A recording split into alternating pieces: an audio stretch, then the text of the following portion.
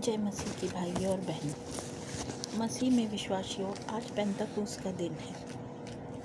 आज के दिन हम आपको पेंतकुस्त के बारे में कुछ बताना चाहते हैं। सुनिए, जब पेंतकुस्त का दिन आया तो सब शिष्य एक स्थान पर इकट्ठा थे। तो अचानक आंधी जैसी आवाज़ आकाश से सुनाई पड़ी और सारा घर जहाँ वे बैठे हुए थे गूंज उठा। उन्हें इस प्रकार की आग दिखाई पड़ी जो जीप में विभाजित होकर उन में हर एक के ऊपर आकर ठहर गई।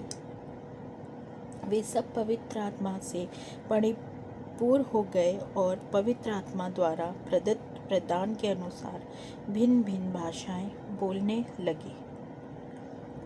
पृथ्वी भर के सब राष्ट्र के आए हुए धर्मी यहूदी उस समय यरूशलेम में रहते थे।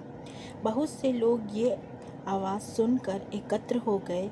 वे विस्मित थे क्योंकि हर एक अपनी अपनी भाषा में शिष्यों को बोलते सुन रहा था।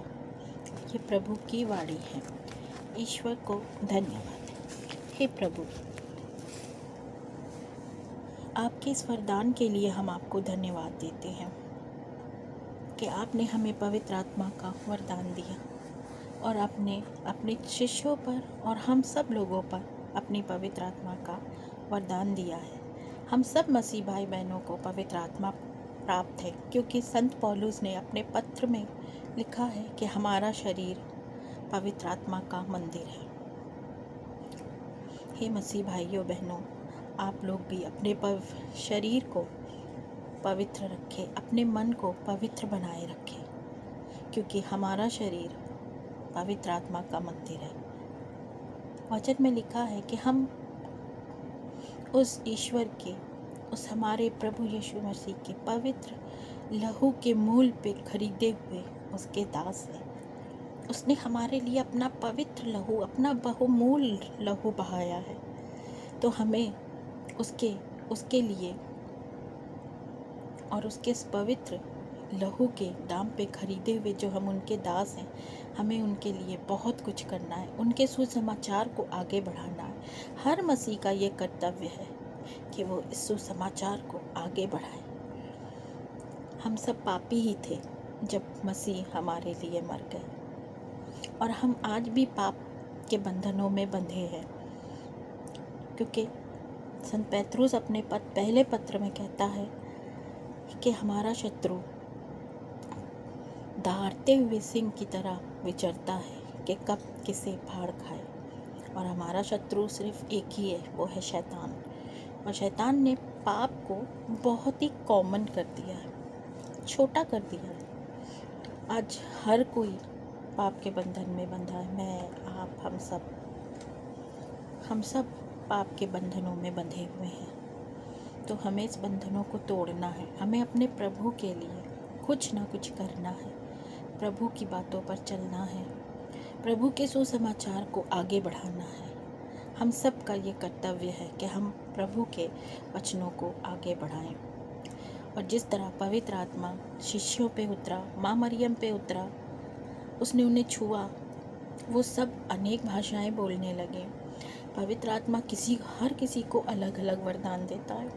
किसी को विचित्र भाषा बोलने का, किसी को चंगाई का, किसी को रास्ता सुधारने का, हर किसी को अलग वरदान देता है। तो पहचाने अपने अंदर कि आपको पवित्र आत्मा ने क्या वरदान दिया है, आप किस वरदान से परिपूरित हैं और उसका भरपूर फ़ायदा उठाएं। उससे जो मसीही या और जो भी अन्य जाति भटक गई है, उनको वापस लाएं, प्रभु में लाएं, उन्हें उनका सही गलत बताएं। हम रोज़ पाप करते हैं और कहते क्या, हमने तो कोई पाप ही नहीं किया, लेकिन हम तो पाप करते हैं ना। हर छोटा बड़ा पाप करते हैं हम। लोगों को लगता है कि जब कोई हम बहुत बड़ा पाप करेंगे, कहीं चोरी, कहीं हत्या, ये सब है बड़े पाप। नहीं, हम छोटे छोटे पाप करते हैं और जो हमें पाप लगते ही नहीं है। जैसे आजकल में लोग डबल मीनिंग की भाषाओं का प्रयोग करते हैं, वो एक पाप है। हम रात में सोते नहीं हैं, मोबाइल चलाते हैं, ये भी एक पाप है। हमारे माँ बाप हमें कहते हैं बेटा सो जाओ, बट हम सोते नहीं, हम फ़ोन चलाते हैं। आजकल के युवा यही कर रहे हैं। कुछ अच्छा भी देखते हैं तो कुछ बुरा भी देखते हैं। तो जो बुरा देखते हैं तो वो एक पाप ही है, और हम हर समय पाप का जीवन जीते हैं। इसीलिए हमारा कर्तव्य है कि हम पाप से बाहर निकलें, अपने प्रभु के लिए, अपने ईश्वर के लिए, अपने मुक्तिदाता के लिए हम सब आगे बढ़ें, उनके इस वचन को आगे बढ़ाएं, सुसमाचार को आगे बढ़ाएं और वचन में अपना जीवन जिए। आज के लिए इतना ही। हम फिर मिलेंगे, फिर छोटे से एक वीडियो में आपसे मुलाकात होगी। जब तक के लिए जय मसीह।